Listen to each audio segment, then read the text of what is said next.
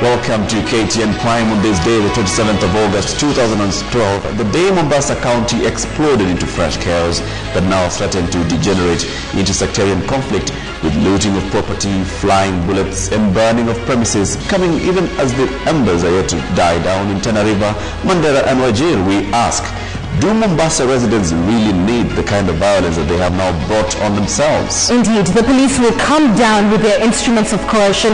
The region could sink further into chaos that has little or nothing to do with the tragic death of cleric Abu Drogo, and the final losers will be everyone in the coastal town of Mombasa. Now, even as Kenyans demand answers for the death of Drogo and other unfortunate victims of this chaos, things must never be allowed to get this out of hand.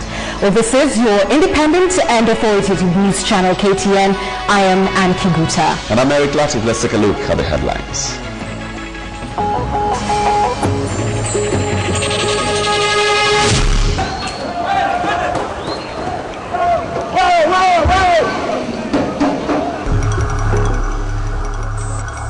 Mombasa explodes into chaos after killing of Abu Drogo. Moi referral, Kenyatta and Mathare face paralysis as strike begins. We can make a decision. We shall have a peaceful election. Powerful peace messages, but are Kenyans really listening? And man slashes his children to death in Butere.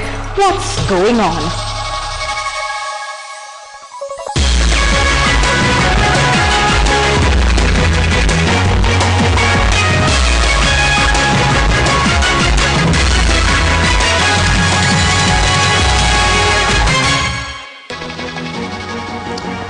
Good evening. Mombasa exploded into chaos this afternoon, leaving one man dead, a church destroyed and roads impassable as police battled rioters protesting the killing of the Muslim cleric Sheikh Abu Drogo earlier this morning. Well, Drogo was killed as he drove to town in the company of his sick wife and child. The cleric, whom police have in the past linked to several terror attacks, had 2 months ago claimed he was being trailed by unknown men. KTN's Dennis Onsarigo reports. The controversial Muslim cleric Sheikh Abu Drogo was driving Monday morning before he was killed. Drogo was heading to hospital in the company of his wife and daughter when gunmen opened fire, killing him instantly. Amemnunua risasi karibu 15 na ile gari yenyewe yenye imefanya kitu kama hichi hakijaonekana kabisa, kimekwenda moja kwa moja ikawa inapitia katikati ya magari mengine. His daughter suffered gunshot wounds. The wife also survived with a shot in the leg as the husband slammed on the steering wheel of the family van. Those who shot him, according to eyewitnesses, did so while inside their getaway car. The shooting only stopped when those behind the killing noticed there was no movement in the vehicle. Sources have told KTN police officers who arrived at the scene moments later took away spent cartridges from the scene of the killing. The empty shells, according to a senior police officer, were grey in color and are mostly used on AK-47 assault rifles.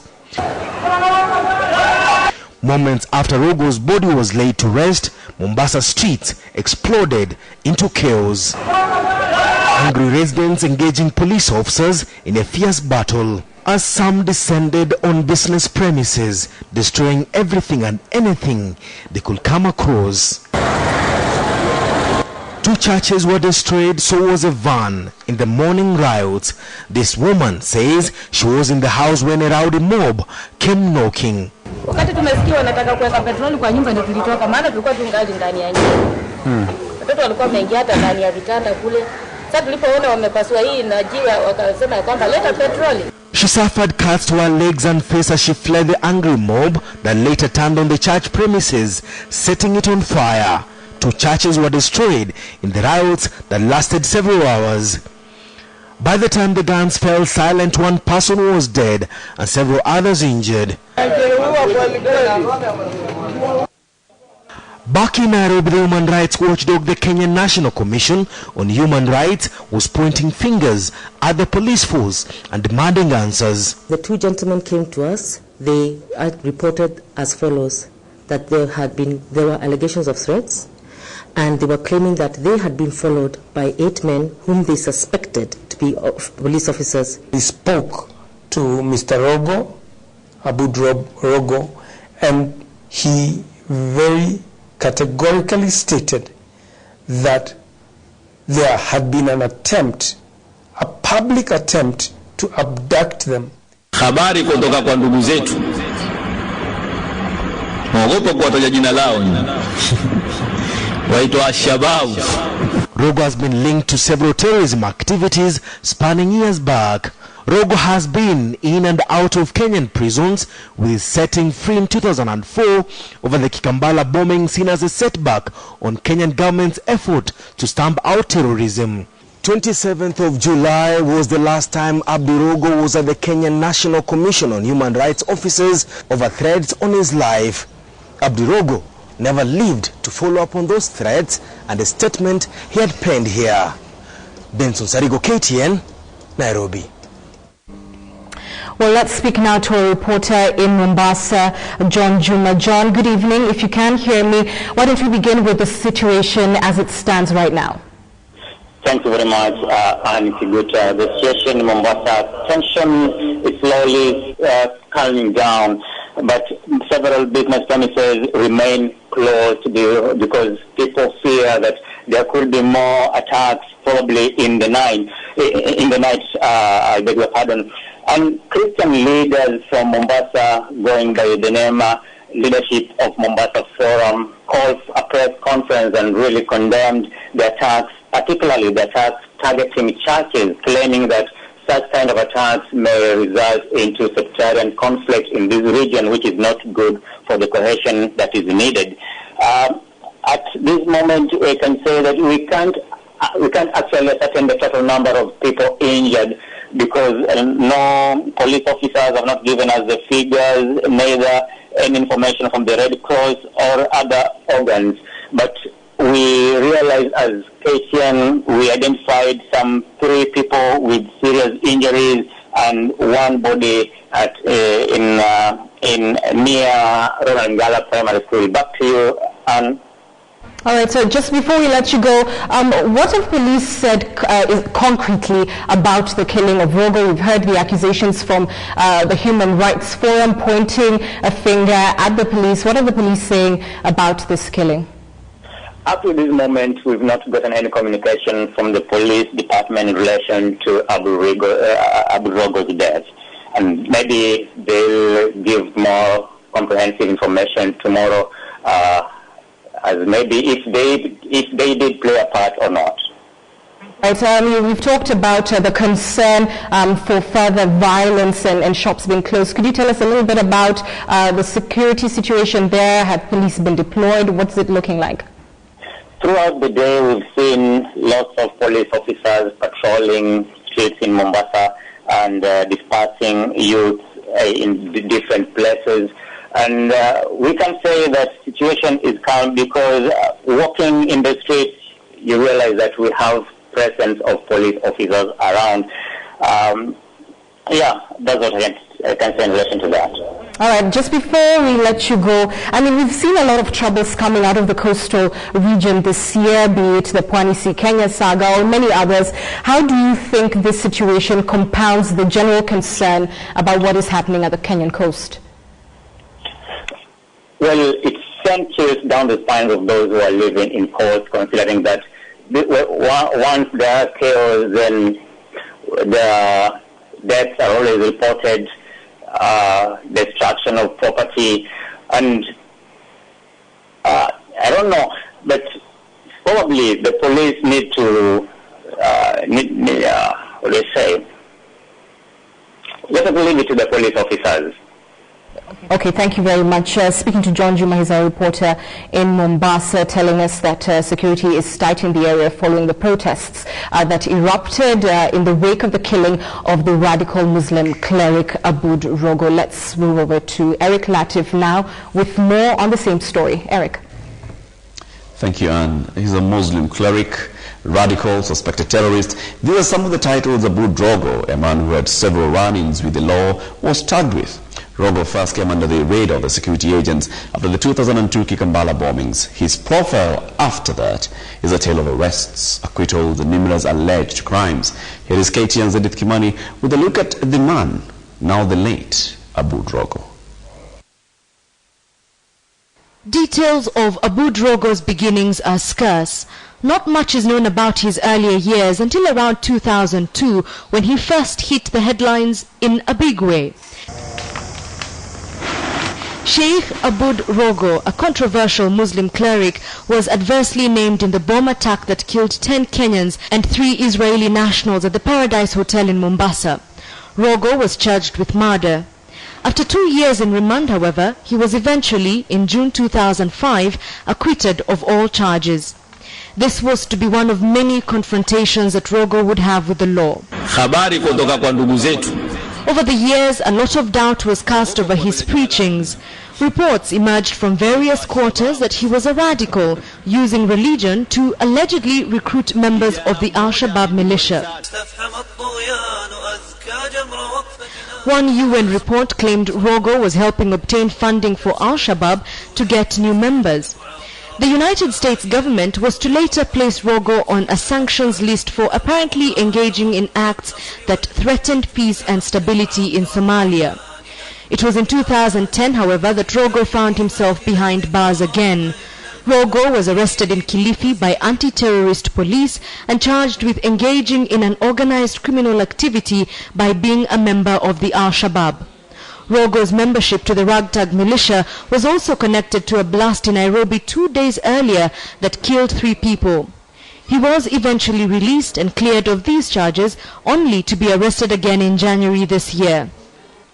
30th January 2012 was his last arrest. Police in Mombasa seized and charged Drogo with holding an AK-47 rifle, 2 hand grenades, 2 pistols, 102 detonators and 113 rounds of ammunition in circumstances that led police to believe he had the intent to commit murder. In court, Abu Drogo also faced 4 more counts of being in possession of firearms without certificates and another charge of being in possession of explosives. Supporters and followers of Drogo, however, say he was a father, husband and an innocent cleric and fairly targeted by the government. His lawyer has on occasion said Kenyan police used him as a scapegoat to appease Western nations on global terror. Edith Kimani, KTN Prime. And we'll stay on top of that story as it unfolds. To other news.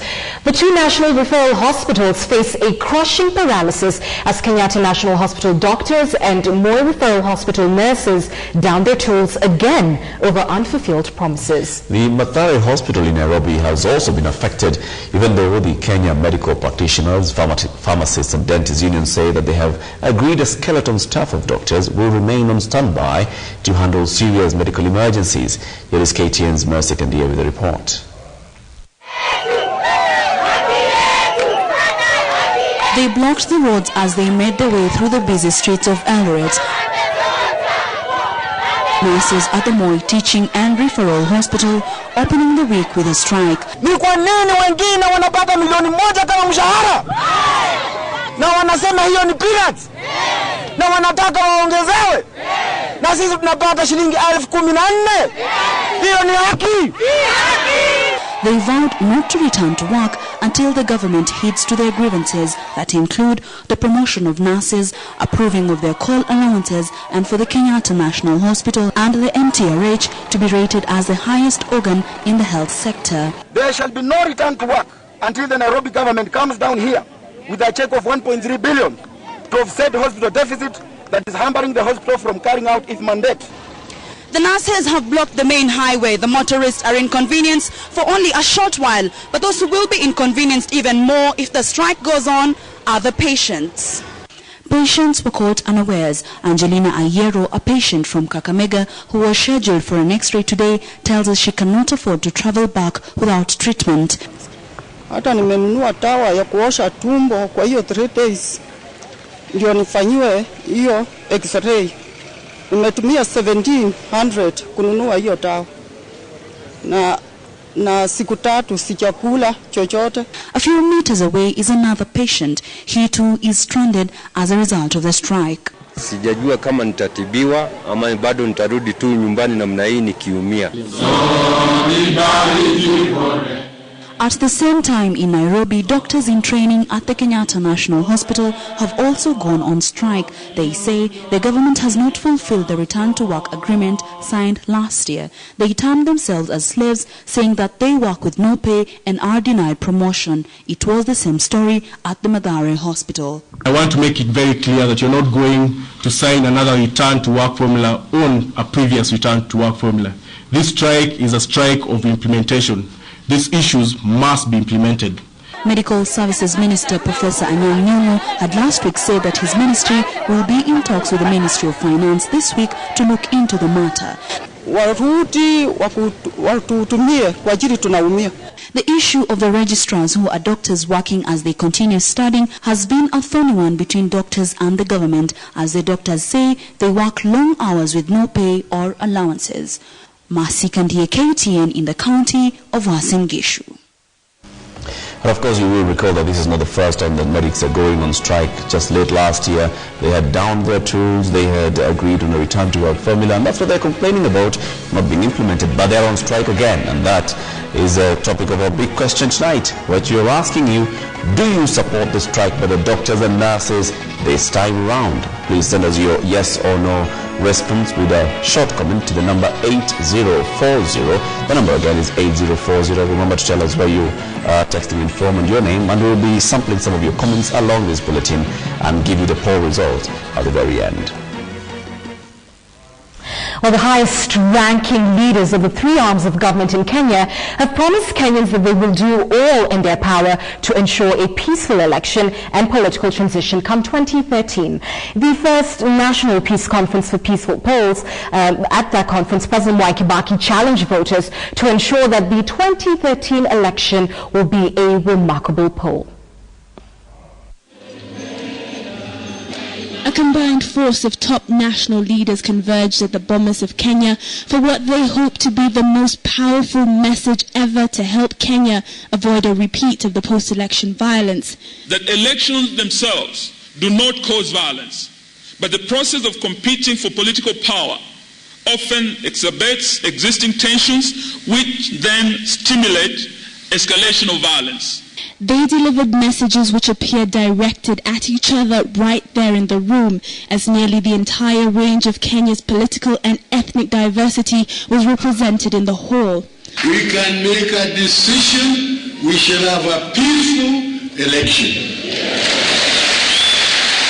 In ensuring peaceful elections are premised on the constitutional provisions and implementation thereof by passage of the requisite legislation within the set timelines. The Electoral Commission is also on notice that they must not repeat the mistake of their predecessors. For elections to be peaceful, they must be just. It's not possible to run a just election on the wrong basis. It is you, the competitors. You are the people who create the atmosphere in which peace is not honored. The National Peace Forum comes as Kenya witnessed ethnic clashes that have left over 60 people dead in the last 1 week alone in Tana Delta and Mandera. And as they spoke at Bomas, violence broke out in Mombasa. Perhaps a sign of the volatility that Kenya is grappling with. 7 months to the next general elections and the political temperature is continuing to rise. But President Mwai Kibaki says that Kenyans should focus more on the economy and development rather than leaders politicking. This is a sincere statement from a man who has been constitutionally barred from seeking a third term. Catherine Omondo, KTN, at the Bomas of Kenya. And we here at KTN cannot overemphasize that this word peace should not just be a word. Today is the 27th day of August. On this day, the second anniversary of the promulgation of the Constitution, the former committee of experts who midwifed the new laws are scolding the executive for dragging its feet on implementation of the Constitution. Here is KTN's Asha Mwilu with that report. August 27, 2010, Kenya promulgated a new constitution, ushering in a new phase for the republic that would see all arms of the government undergo drastic transformation. Now, 2 years later, it's time to review the scorecard on implementation. The committee of experts which wrote the final draft of the Constitution has lauded the judicial makeover under Chief Justice Willy Mutunga's tenure. However, the executive got some scolding from the former COE members. The one area that responsiveness is lowest, in my opinion, is in respecting decisions of the court by the executive. Unlike before, where some people could even suppose that the president and others were above the law, we are in an age under the new constitution where everybody is below the law. The 10th Parliament was not spared either. While criticizing MPs for watering down crucial bills such as the Leadership and Integrity Bill, the experts challenged the Independent Electoral and Boundaries Commission to hold politicians accountable to the Constitution. It doesn't matter what Parliament feels like doing. This is not a power that Parliament has to take away from the people of Kenya. They have a sovereign right to ensure to themselves that they are not placing this country ever again in the hands of persons who we run the risk of being reckless with it.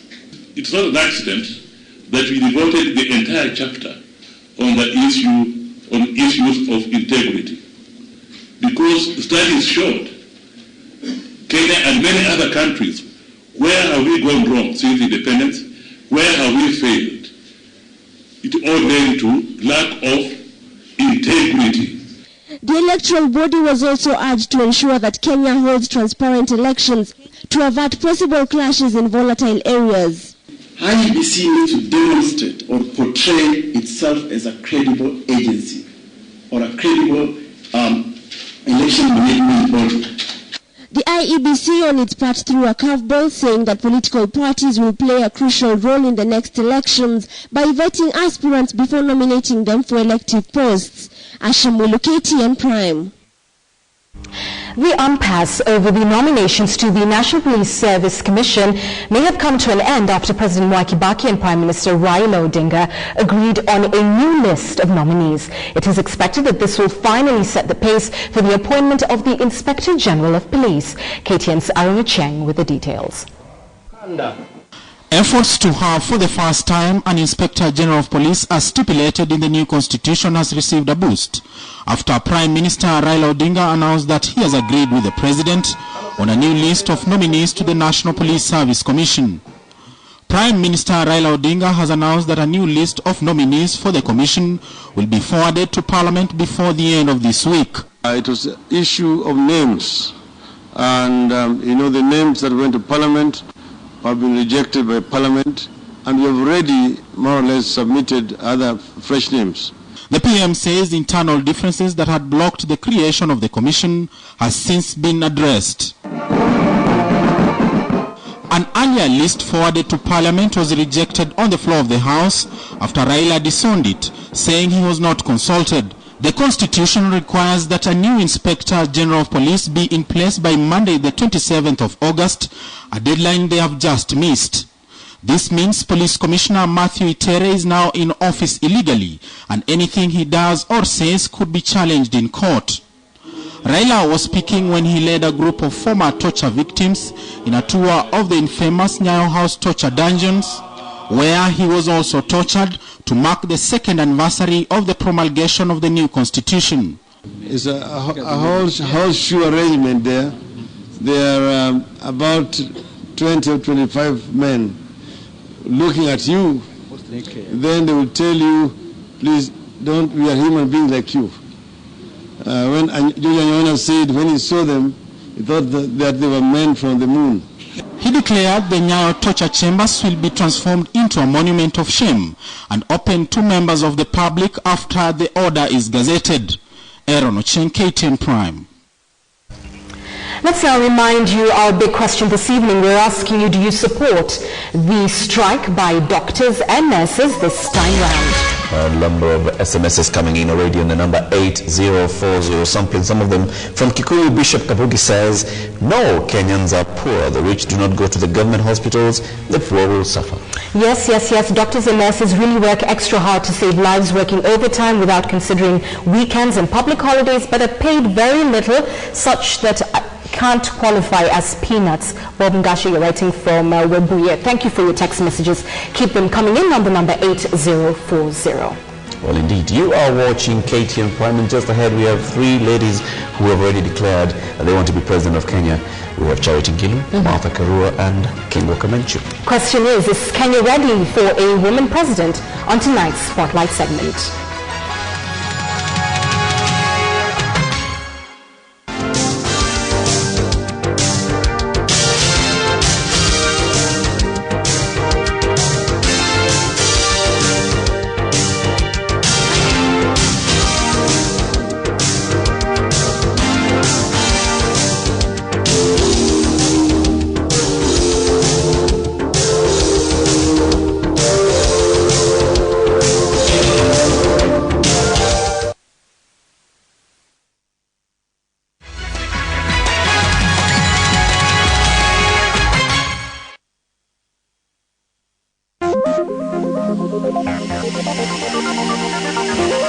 We are part of AMREF, a humanitarian health organization that was founded here in Kenya in 1957. While AMREF is involved in many healthcare projects, AMREF Flying Doctors provides air ambulance services in the region and beyond. AMREF Flying Doctors is about speed. From the moment we receive the call till we hand the patient over to destination medical facility, it's a sequence of well-coordinated events involving highly trained medical staff and aircrew. We carry state-of-the-art medical equipment. All our aircrafts are sufficiently equipped to provide the same high level of care that a patient will experience in a hospital ICU. We work with compassion and care for our patients. Maisha is the new air ambulance scheme from AMREF Flying Doctors. Maisha offers different levels of annual cover for individuals, families, small groups, and corporates. With Maisha, air ambulance services will now be affordable to a wide clientele.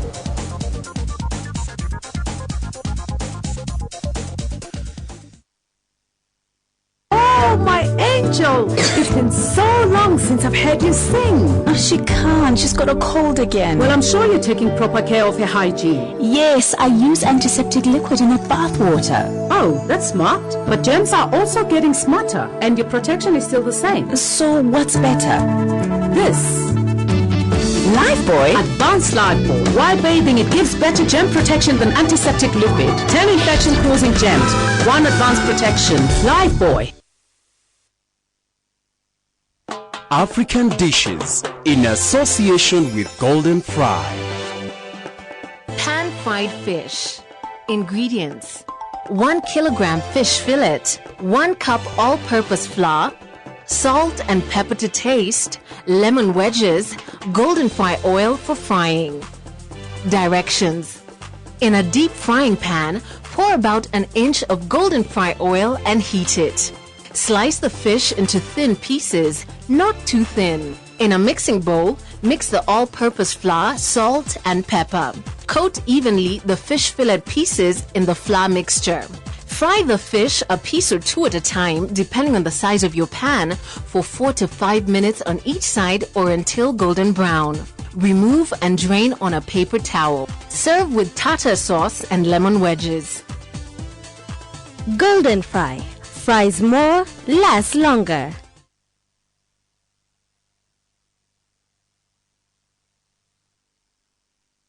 From the city to the highway, from the off-road to the open road. The Nissan Hardbody Double Cab, also known as a Toti, is a one-ton pickup that has stood tall amongst its peers for sheer strength and outright durability. Their Toti can run for thousands of kilometers even on the toughest terrain with affordable maintenance bills. With its 2.5-liter common rail turbo engine, their Toti is African-built and tough vehicle.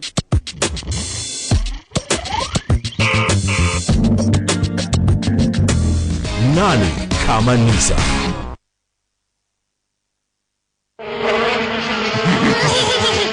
It takes 1 second to enter, 1 second to come out of hiding, and 1 second to attack you. Mosquito bites cause malaria. 1 second to infect you. Not anymore. Now I won't give any of you even 1 second. New Mortin Doom Power Guard. Mortin Doom! Bulletin Power Guard with new scientifically proven powerful formula not only kills faster but also longer by killing mosquitoes that surface later, and it keeps killing for up to 1 week. Even 1 second counts when it's my family's protection.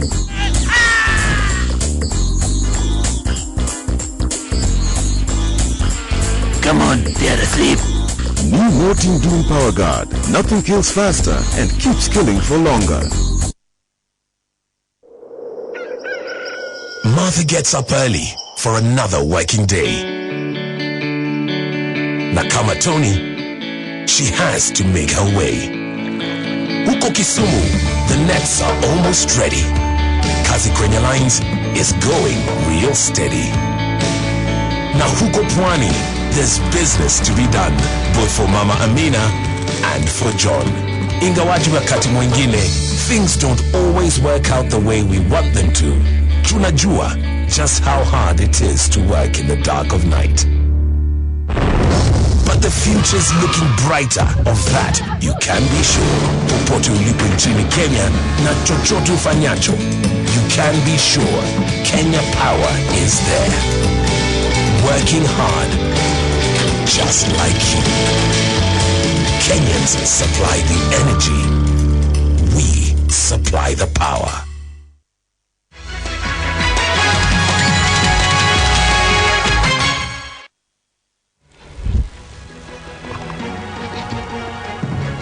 Welcome back. We're glad you're watching KTN Prime.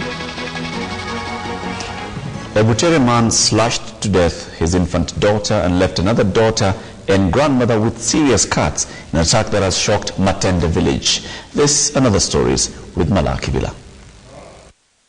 A 37-year-old man is alleged to have slayed to death his 1.5-year-old child and critically injured his other 3-year-old daughter as well as his elderly grandmother at Matende village in Butere constituency. Francis Obongita allegedly attacked his family members with a panga and was cornered by angry neighbors minutes later.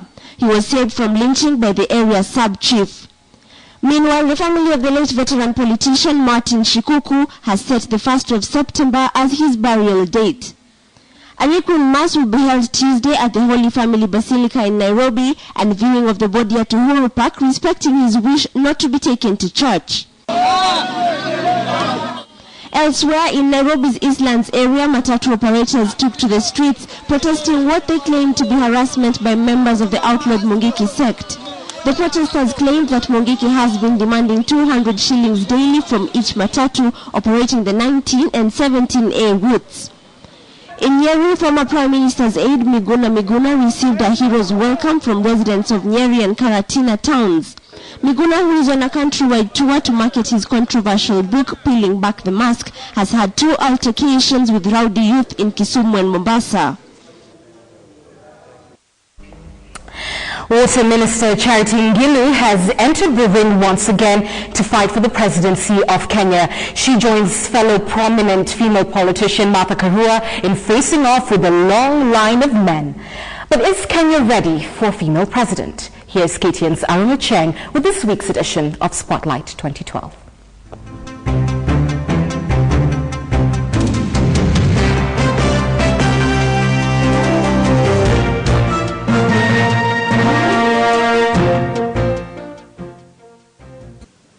Men have had the lion's share of political positions from parliament all the way to the presidency.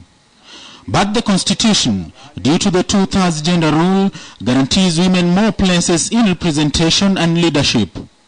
But is it time that Kenya had a woman president? If we say that we want to have a Kenyan president who is a woman to fix the Kenyan problem, you are arguing that the problems of Kenya are gender-based. That the presence of a woman alone will fix uchumi. The presence of a woman will build the roads. The presence of a woman will fix the problems in the medical sector, the land problem. No. Some of these problems that we have in Africa are class-based. It doesn't matter whether you are a woman or a man. I hereby formally declare to you that I'll be seeking the presidency of the...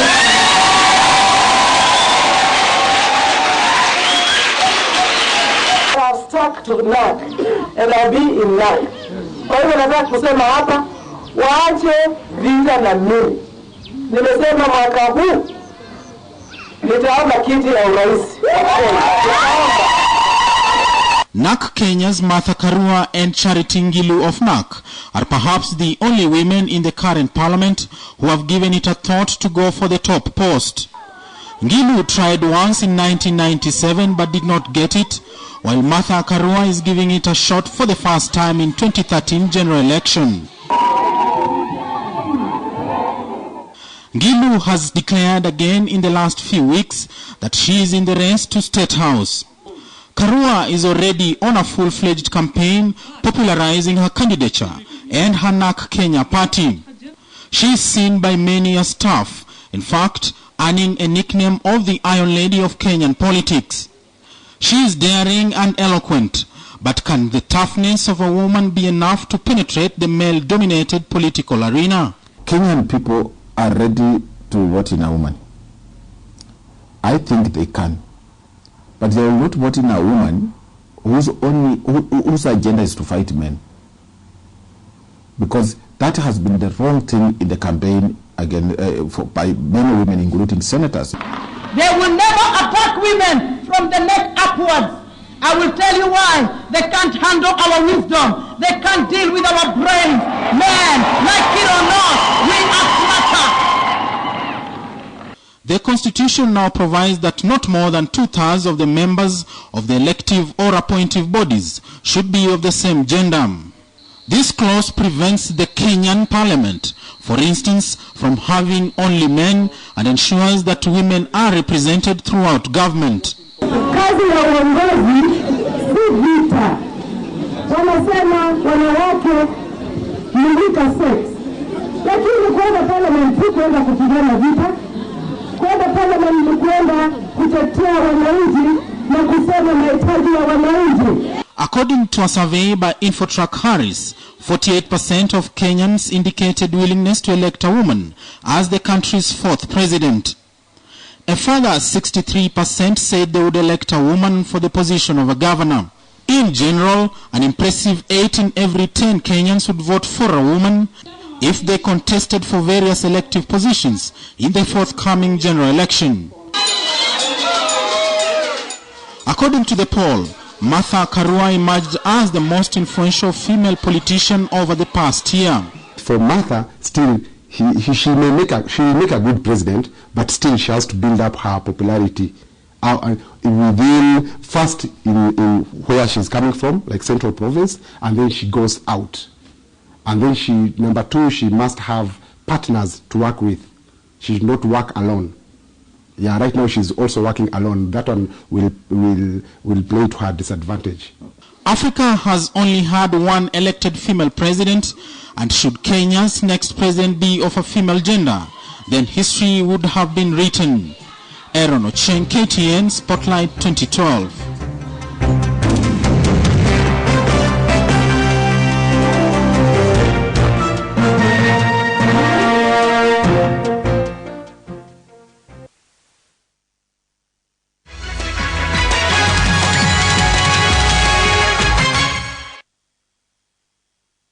This week, we're focusing on the assisted voting process, and we're here at the Kenya Society for the Blind, and we're talking to persons living with disabilities. They have their questions, and to respond to some of them is Commissioner Kule Galma Godana. We would want all Kenyans who are eligible to vote to come out and vote. The Commission goes an extra mile in making sure that registration centers for voters, polling stations are friendly to people living with disabilities.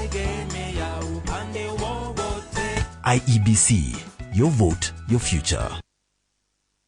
She's got a cold again. Well, I'm sure you're taking proper care of her hygiene. Yes, I use antiseptic liquid in her bath water. But germs are also getting smarter, and your protection is still the same. So what's better? Advanced Lifebuoy. While bathing, it gives better germ protection than antiseptic liquid. 10 infection-causing germs, 1 advanced protection. Lifebuoy.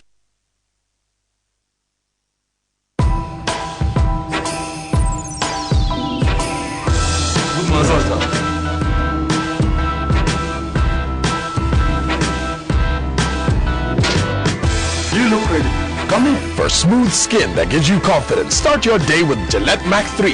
Its high-definition blades shave closer than regular blades, giving you that smooth skin with every stroke. See you on Monday. Gillette, the best American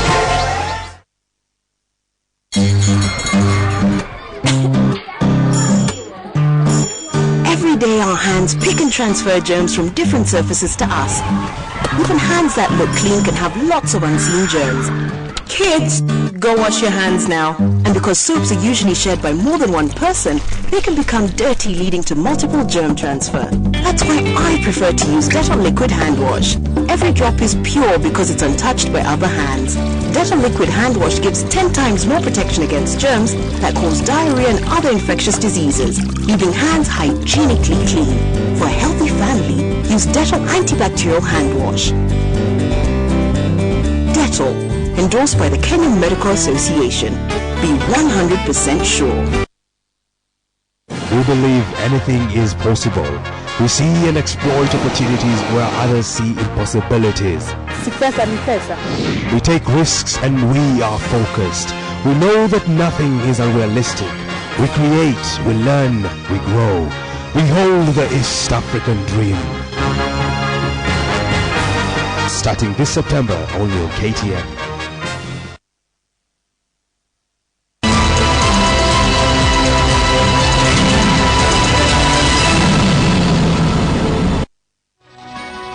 Welcome back. Time for KTN Business Today. Bonnie Tunya joins us.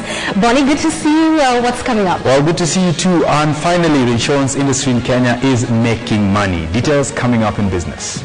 Take it away. Well, good evening and welcome to KTN Business Today. Now, fortunes in the insurance industry in Kenya now seems to be looking up as the industry registered a 15.9% growth in premiums, up from 91.6 billion shillings in 2011 compared to 79.06 billion shillings registered in 2010. Now, this is according to the Association of Kenyan Insurers report released early Monday. Philip Keitani has the details. The sector saw its gross premiums rise to 60.67 billion shillings in 2011 compared to 52.35 billion shillings that was registered in 2010, while life insurance premium rose to 30.93 billion shillings from 26.7 billion shillings during the same period. The industry's good fortunes have been boosted by the high number of new products being launched by insurance firms, together with the new strategies being developed to boost penetration of insurance services in the country. We are determined to develop products that serve both the needs of small, medium enterprises, as well as those in the low-income bracket. The sector has also set its eyes on an exponential growth informed by the massive untapped potential and the unlocking of the past regulatory barriers that are expected to come along with the review of the Insurance Act. With the Insurance Regulatory Authority currently working on the new insurance bill that is expected to enhance the regulatory initiatives in the industry. The primary objective of this act is to provide a legal framework for dealing with unclaimed financial assets in Kenya. Global experience indicates that over 50% of assets which are not claimed are never united with their beneficiaries after death of the owners, and the beneficiaries are not aware of their existence. Although the industry registered impressive performance in its 2011 scorecard, the growth still fell short of its 23% performance registered in 2010, the highest growth ever registered in the history of the industry. Philip Keitani for KTN Business Today.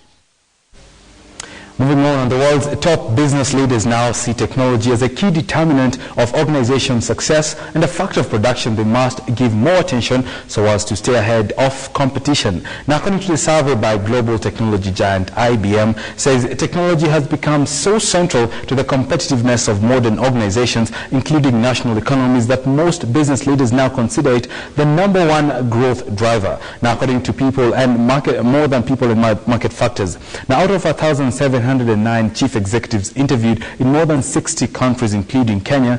71% of the CEOs see technology as the most important external determinant of success, ahead of people skills at 69% and market factors at 68%. Now, the executives believe that if properly applied, technology can inspire new models of working, increase collaboration between internal and external parties, as well as create new opportunities for growth. Moving on, and General Motors has maintained its top spot as a leading car seller in the country in the half year to July 2012, followed closely by Toyota Kenya and DT Dobby at a distant third. Now, according to figures from the Kenya motor industry, car sales went up despite high cost in credit, with analysts now predicting a switch to buses following plans by the country to decongest its cities by switching to big buses. Here's more. In the latest figures by the Kenya motor industry, General Motors sold 1,833 units in the period of January to June, retaining its top position, however with a slight improvement to last year's figures that stood at 1,350. Toyota Kenya was second at 1,707, a 6.4% drop from 1,823 units it registered in a similar period last year. DT Dobby was a distant third at 1,065 units, as Simba Colt, the Trouble CMC Motors and Tata had 776, 678 and 412 units respectively. Month-on-month sales saw General Motors sell 339 units in the month of July compared to Toyota Kenya's 237 units, as 153 units were sold by DT Dobby. As a whole, in July, the motor industry closed at a mean of 1,063 units, a 5% decline compared to corresponding period in 2011. Analysts hold that the local new vehicle market is facing competition from cheaper Chinese models as well as high cost of credit.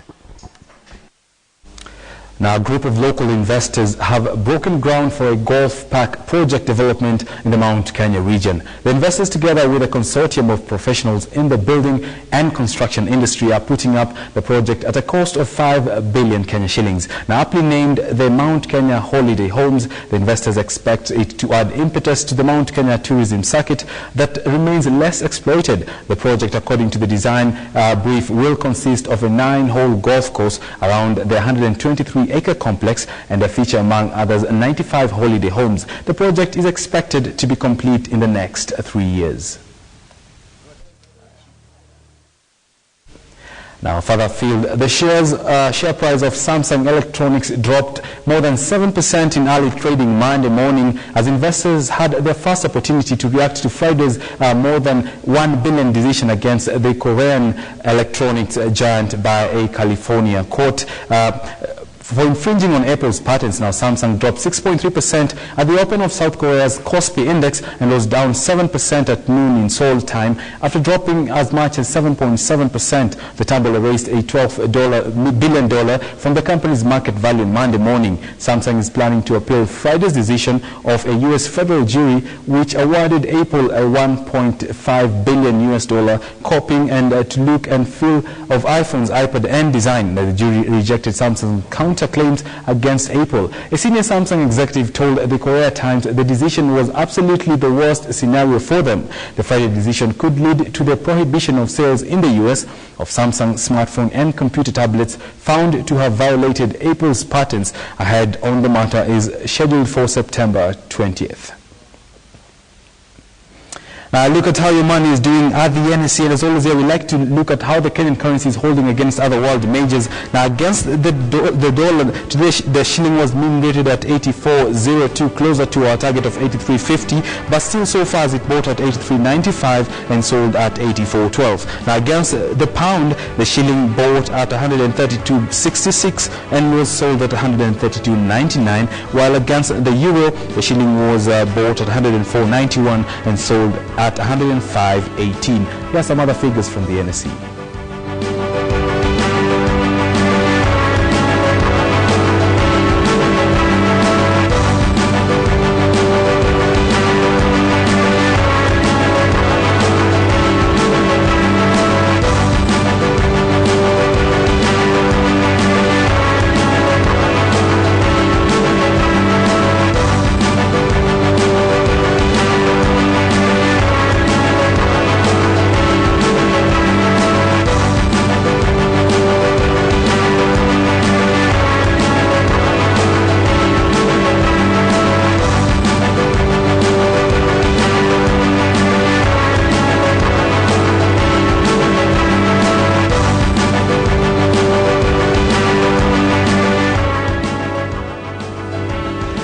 That's your business. The sportsman Nicholas Mudimba is up next with the Day Sport.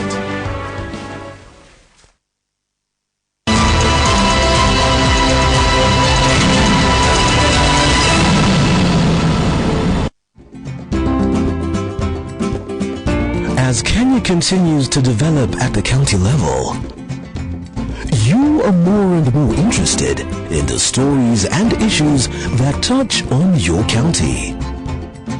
That's why the County Weekly is committed to giving you more of the facts you care about.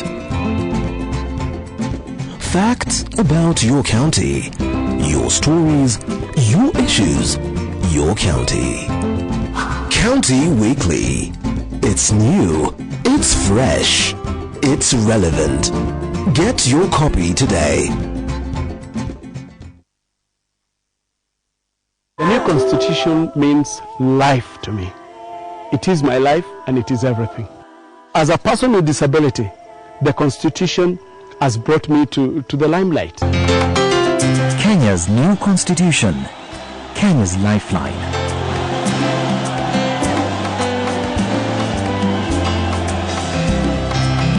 From cities, towns,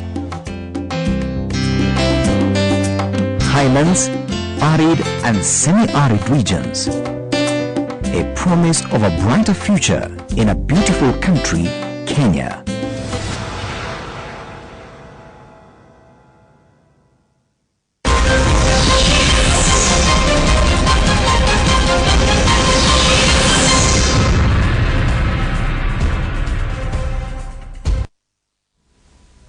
And it's indeed time for KTN Sports Today. I'm Nicholas Mudimba. The National Sevens Rugby team began the second residential training camp at the Kasarani Stadium as part of the preparations for the forthcoming